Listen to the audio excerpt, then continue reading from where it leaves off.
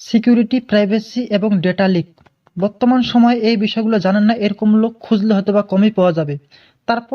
তারপরও আপনাদের মনে হয় যে আপনাদের সাথে এরকম হয়ে থাকে বা হওয়ার সম্ভাবনা হয়ে থাকে, তাহলে আপনাদের ফোনের মাত্র 4টি সেটিংস অন কিংবা অফ করে রাখবেন।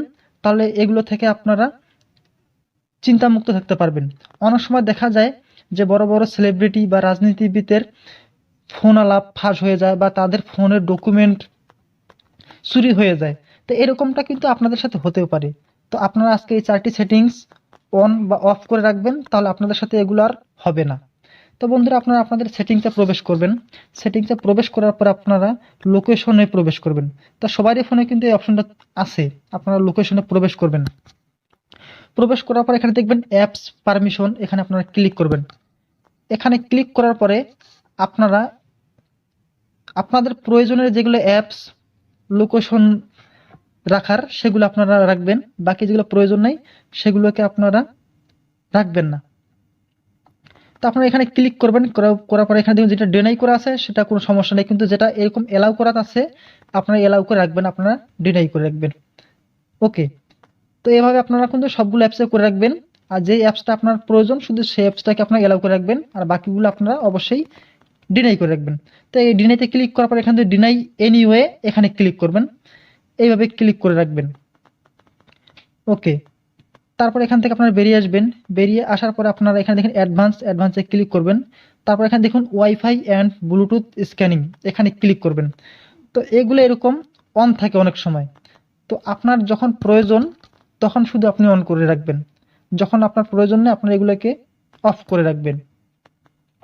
তারপর এখান থেকে বেরিয়ে আসুন। বেরিয়ে আসার পরে এখন আপনারা 3 নাম্বার যে সেটিংসটা করবেন, নোটিফিকেশন। অনেকেই মনে করেন যে নোটিফিকেশন তো গুরুত্বপূর্ণ কোনো সেটিংস না, আসলে নোটিফিকেশনও আমাদের অনেক গুরুত্বপূর্ণ সেটিংস। তো এখান থেকে আপনারা যে কাজটি করবেন, লগ স্ক্রিনে ক্লিক করবেন। তারপরে এখানে একটি সেটিংস পাবে, দেখুন শো নোটিফিকেশন। আপনি যদি এখানে ক্লিক করেন তাহলে আপনার ফোনে যদি কোনো নোটিফিকেশন আসে সেটা এরকম শাটার টান দিলে কিন্তু দেখা যাবে। তারপরে আছে 2 নাম্বারটা, show notification but hide content. তো আপনারা নিচের 3 নাম্বারটা আছে এখানে ক্লিক করবেন, don't show lock screen notification.